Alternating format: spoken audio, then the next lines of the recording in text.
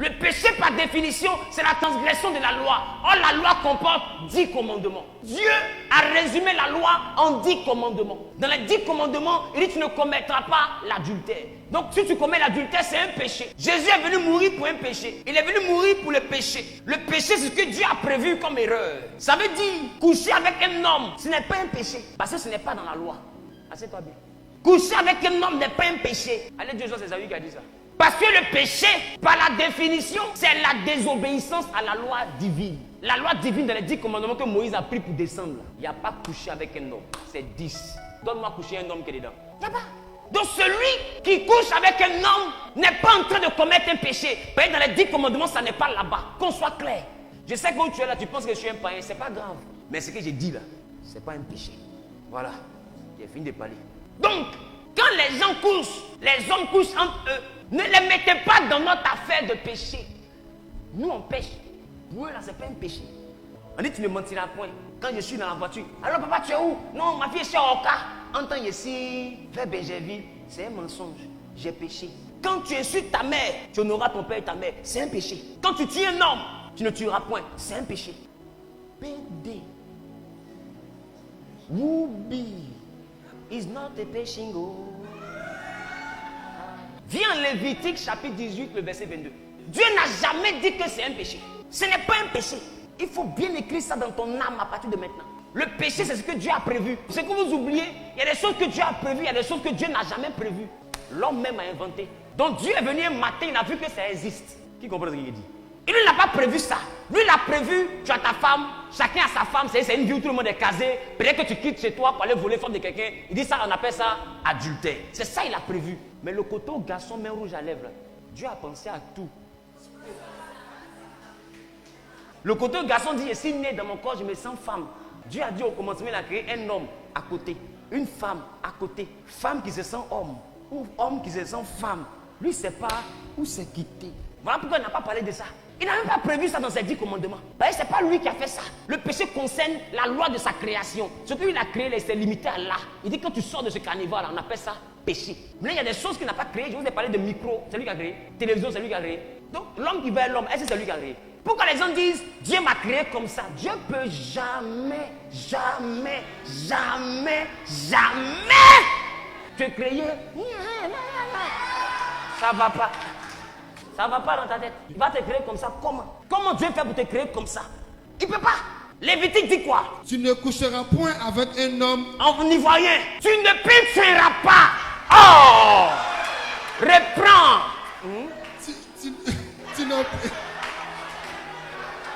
Reprends. Tu ne pécheras pas avec un homme. Il est tomatique, il a cliqué ailleurs.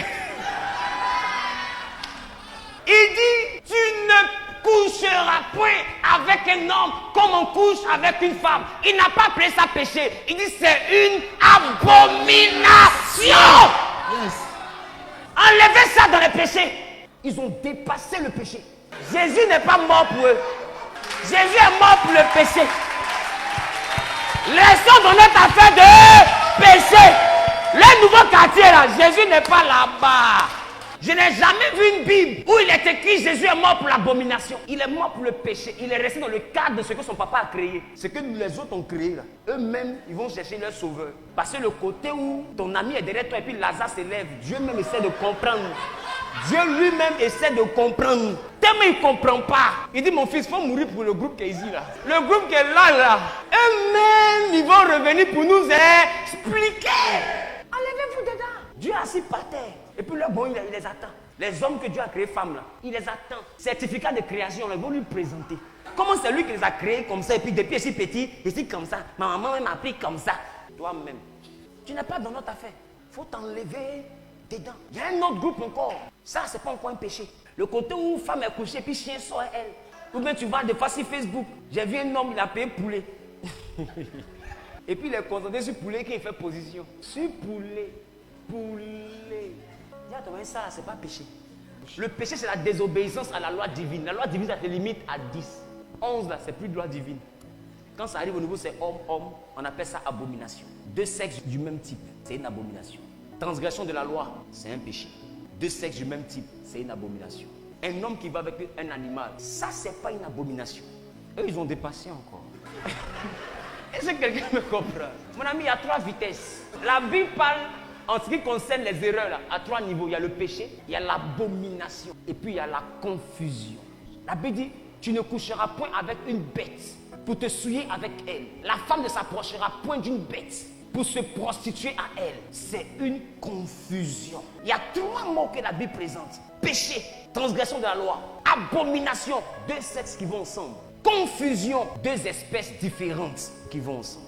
Donc, ne sous-estimez pas l'affaire qui se passe dehors là. Le monde a dépassé le péché. Nous, on a encore en train de lutter le péché. Donc, quand les gens te disent, tu es pécheur, il faut dire, oh, dans un tel monde, c'est bon. L'étage aussi, c'est mieux, il prend ma valise, je vais habiter ici. Parce que vos villages, vous créez là. Jésus n'est pas mort. Pour moi, au moins, il est encore mort pour moi. Mais votre route, vous prenez là. Il n'est pas mort pour ça. Vous allez trouver votre sauveur. Est-ce que vous m'avez bien compris maintenant? Ah, d'autres ont cru qu'il applaudissait. Félicitations. Dis avec moi, ça, c'est pas péché. Ça, c'est 1 heure. Ou bien c'est 1 heure.